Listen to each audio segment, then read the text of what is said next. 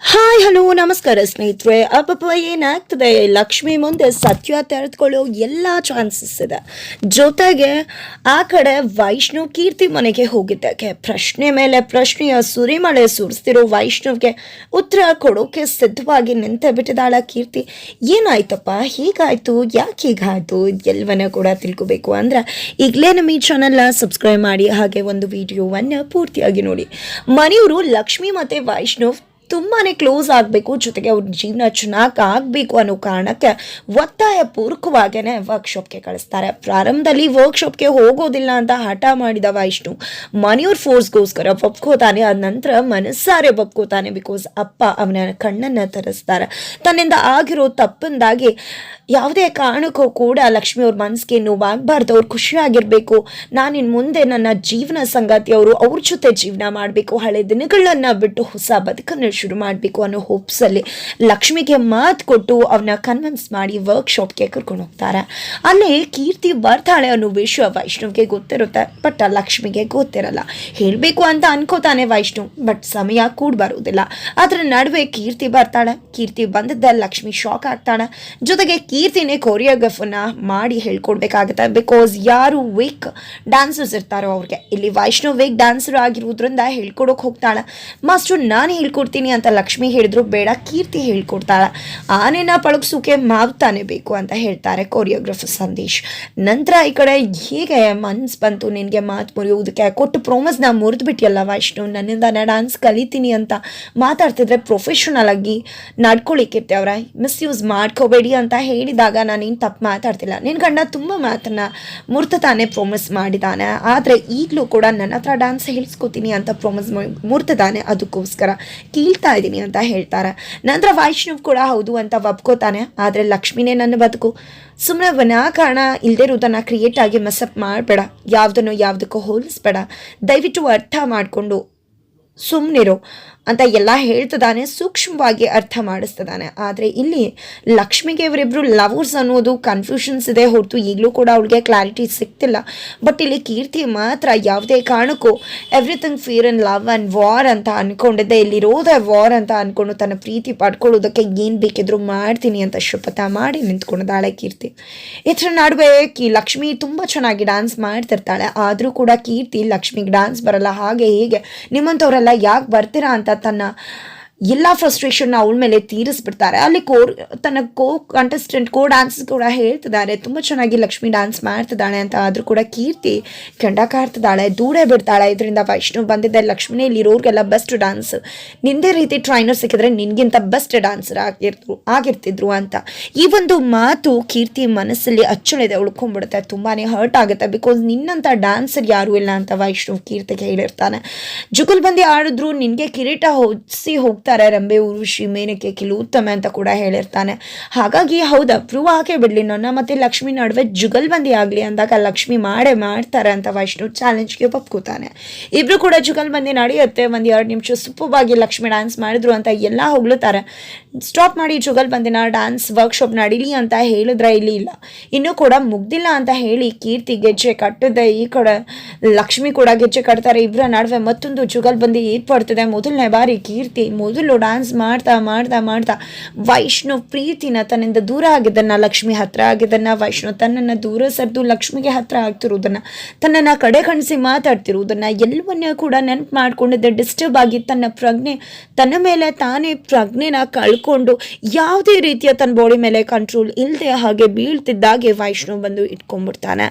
ಈ ಕಡೆ ಏನು ಮಾಡ್ಕೊಂಡೆ ಕೀರ್ತಿ, ಯಾಕೆ ಈ ರೀತಿ ನಡ್ಕೋತಿದ್ಯಾ, ಯಾಕೆಲ್ಲ ವಿಷಯನೂ ಮೆಸ್ಸಪ್ ಮಾಡ್ತೀಯಾ, ನಿನ್ಗೇನಾದರೂ ಹೆಚ್ಚು ಕಡಿಮೆ ಆಗಿದ್ರೆ ನಾನು ಬದುಕಿರ್ತಿದ್ನ, ನನ್ನ ಕತೆ ಏನಾಗಬೇಕು, ಯಾರಿದ್ರು ನನಗೆ ಅನ್ನೋ ಒಂದೇ ಮಾತು ಲಕ್ಷ್ಮಿಯ ಮನಸ್ಸನ್ನೇ ಅಲಗಾಡಿಸ್ಬಿಡುತ್ತೆ. ಈ ಕಡೆ ಲಕ್ಷ್ಮಿ ಕುಸ್ತೋಗ್ಬಿಡ್ತಾಳೆ.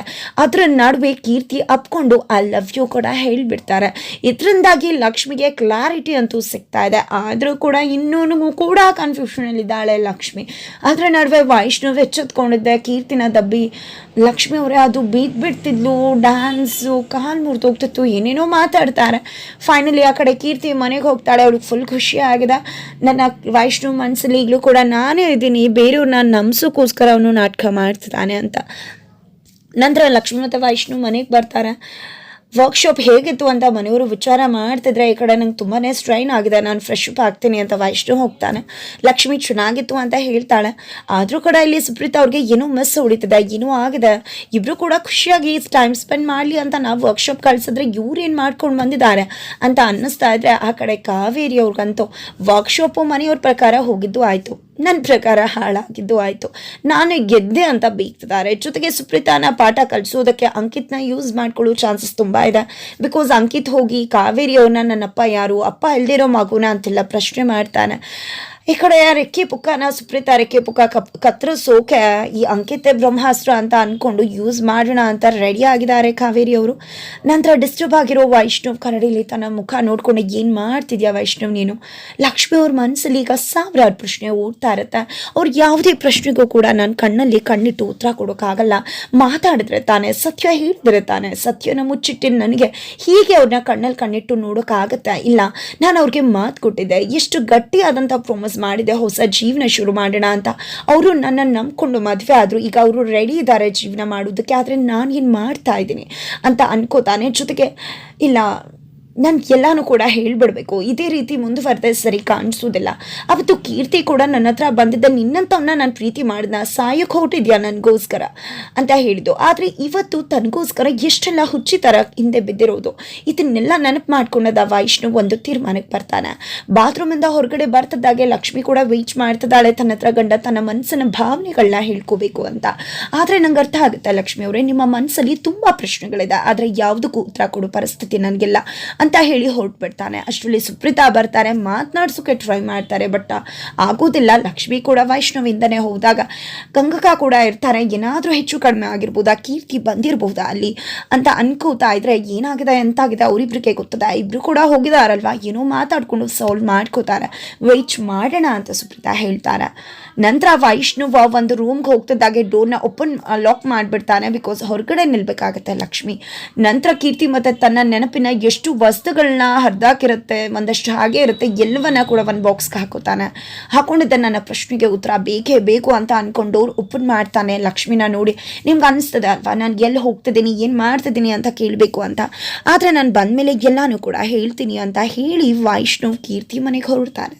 ಅದರ ನಡುವೆ ಲಕ್ಷ್ಮಿಗೆ ಅನ್ನಿಸ್ತದೆ ಕೀರ್ತಿ ಅವರು ಯಾವಾಗ ಬಂದಾಗಲೂ ಕೂಡ ನನಗೆ ಇರಿಟೇಟ್ ಆಗ್ತಿತ್ತು, ಬಿಕಾಸ್ ಅವರ ನಡವಳಿಕೆ ಆಗಿತ್ತು. ಆದರೆ ಇತ್ತೀಚೆಗೆ ಗೊತ್ತಾಯಿತು ಅವರು ನಿಮ್ಮನ್ನು ಪ್ರೀತಿ ಮಾಡ್ತಿದ್ರು, ಒಂದು ಸೈಡ್ ಲವ್ ಅಂತ. ಆದರೆ ಇವತ್ತಿಗೆ ಏನು ನಡೀತು ಅದನ್ನು ನೋಡ್ತಿದ್ರೆ ನಂಗೆ ಅನ್ನಿಸ್ತಾ ಇಲ್ಲ. ಜಸ್ಟ್ ಕೀರ್ತಿ ಮೇಲೆ ಅಷ್ಟೇ ಅಲ್ಲ, ನಿಮ್ಮ ಬಗ್ಗೆ ಕೂಡ ನನಗೆ ಅನುಮಾನ ಮೂಡ್ತದೆ ಅಂತ. ಅದ್ರ ನಡುವೆ ವೈಷ್ಣವ್ ತೆಗೆದುಕೊಂಡು ಹೋಗ್ಬೇಕಿದ್ರೆ ಒಂದು ಫೋಟೋ ಪೀಸ್ ಅಲ್ಲಿ ಬಿದ್ದಿರುತ್ತೆ, ಅದು ದಬ್ಬಾಕೊಂಡಿರುತ್ತೆ.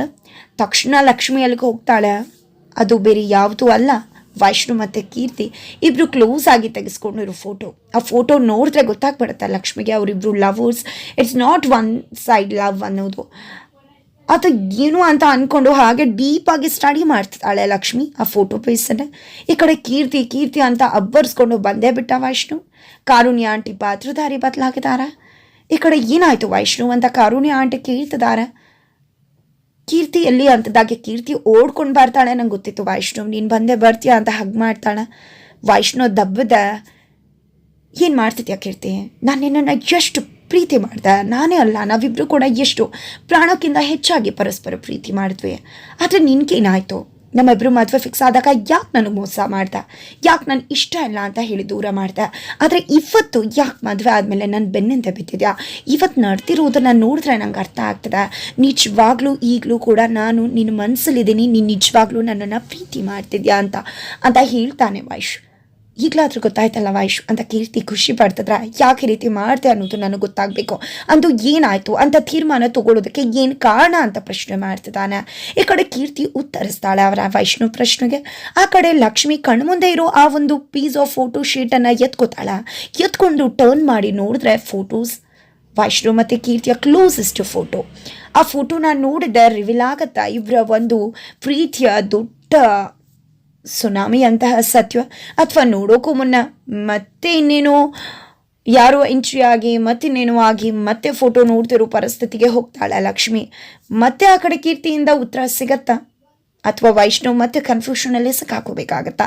ಮತ್ತೆ ಅದೇ ಕತೆ ರಿಪೀಟ್ ಆಗಿ ಇನ್ನೇನೋ ಸ್ಟೋರಿ ಬಂದು ಮತ್ತೆ ಇಲ್ಲಿಗೆ ಹೋಗಿ ಅದೇ ಕತೆ ನಡೆಸ್ತಾರ, ಅಥವಾ ಕಥೆಯ ತಿರುವನ್ನೇ ದಿಕ್ಕನ್ನೇ ಬದಲಾಯಿಸ್ತಾರ? ಏನಾಗುತ್ತೆ ತಿಳ್ಕೊಬೇಕು ಅಂದರೆ ಮುಂದೆ ನಾವು ವಿಡಿಯೋಗೋಸ್ಕರ ವೆಯ್ಟ್ ಮಾಡೋದನ್ನು ಮರಿಬೇಡಿ.